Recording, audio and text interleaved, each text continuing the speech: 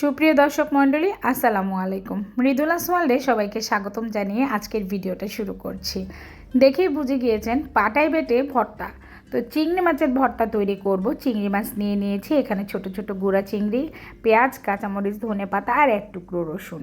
আসলে রসুন ছাড়া ভর্তার কথা চিন্তাই করা যায় না। সামান্য 1 চিমটি লবণ দিয়ে দিবেন। প্রথমে আমি চিংড়ি মাছগুলোকে ভালো মতো করে বেছে নিয়েছি, আর এগুলোর আগাগোড়া কিছুই ফেলেনি। এত ছোট চিংড়ি মাছ ফেলার আসলে প্রয়োজন নেই।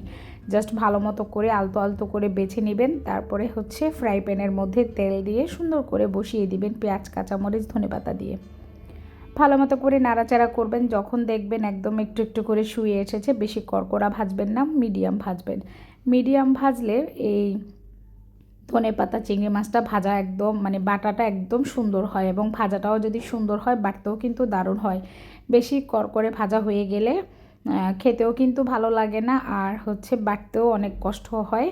তাই আমি বাটার সুবিধার্থের জন্য মিডিয়াম আঁচে ভেজে নিয়েছি অল্প। দেখেন এটাই পারফেক্ট। এর চাইতে বেশিও করব না, আবার একদম কমও করব না। এখন তুলে নিচ্ছি, একটু ঠান্ডা হওয়ার জন্য অপেক্ষা করে তারপরে পাটার মধ্যে তুলে নিলাম। এবার ঘষাঘষি ডলাডলি যা করতে মন চায় সবই করে দিবেন। কারোর সাথে যদি রাগ থাকে কিংবা মনোমালিন্য থাকে, কিছু বলতে পারছেন না, তখন এই পাটার মধ্যে দিয়ে মশলা বেটে বেটে, ভর্তা বেটে বেটে মনের রাগটা দূর করবেন। আমি এখন সুন্দর করে বেটে নিচ্ছি। ভিউয়ার্স দেখতেই পাচ্ছেন, বেশি মিহিও করার প্রয়োজন নাই, আবার একদম গোটা গোটাও রাখার প্রয়োজন নাই।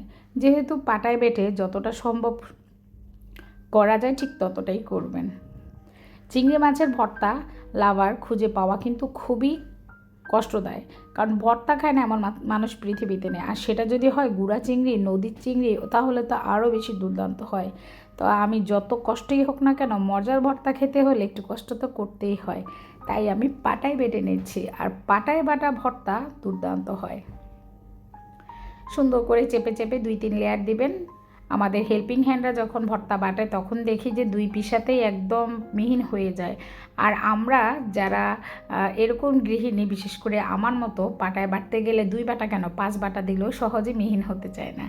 তো ভিউয়ার্স, অনেক দুষ্টু মিষ্টি কথা বলেছি। যদি আপনাদের কাছে ভালো লেগে যায় আমার ভিডিওটা, অবশ্যই সাবস্ক্রাইব করে, লাইক করে এবং একটা সুন্দর কমেন্টস করে আমার পাশেই থেকে যাবেন। বেল বাটনটা অবশ্যই অন করে রাখবেন, যাতে করে আমার নতুন নতুন আপডেট আপনাদের কাছে পৌঁছে যায়। ভিডিও দেওয়া মাত্রই অবশ্যই পৌঁছে যাবেন আমার কাছে আমার ভিডিওটি দেখার জন্য। ইনশাল্লাহ আমিও আপনাদের কাছে পৌঁছে যাব এবং ব্যাক দিয়ে দিব 24 ঘন্টা পর। যেহেতু এটা আমার একটা নতুন চ্যানেল, অবশ্যই আমি চাই আপনারা আমার পাশেই থাকবেন। পাটায় ভর্তা বাটতে বাটতে কিন্তু একদম লাস্ট মোমেন্টেই চলে এসেছি। অনেকখানি কষ্ট করেই বাটছি এবং 2-3 বার করে চেপে চেপে করে বেটে নিচ্ছি। যারা পারদর্শী, প্রতিনিয়ত ভর্তা খায়, তাদের কাছে তো এক বাটাতেই যথেষ্ট।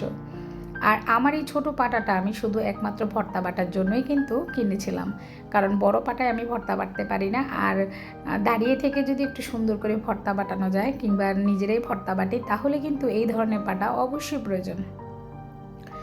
তো এই যে এখন আমি সবগুলো ভর্তাকে একাত্ম করছি এবং আরেকটা পিসা দিব। পিসা দেওয়ার পরে ফাইনালি আমার হয়ে যাবে চিংড়ি মাছ এবং ধনেপাতার যুগলবন্দি ভর্তা। ভিউয়ার্স, আমি একটু দুষ্টুমি করি, আপনারা ক্ষমা সৌন্দর্য দৃষ্টিতে দেখবেন। অলরেডি আমার ভর্তা হয়ে গিয়েছে। ভিডিওর সুবিধার্থে আমি একটু টেনে দিয়েছি এবং অনেক লোভনীয়, অ্যাট্রাকটিভ হয়েছে। আশা করি আপনারা আমার সাথেই থাকবেন, পাশেই থাকবেন। আল্লাহ হাফেজ।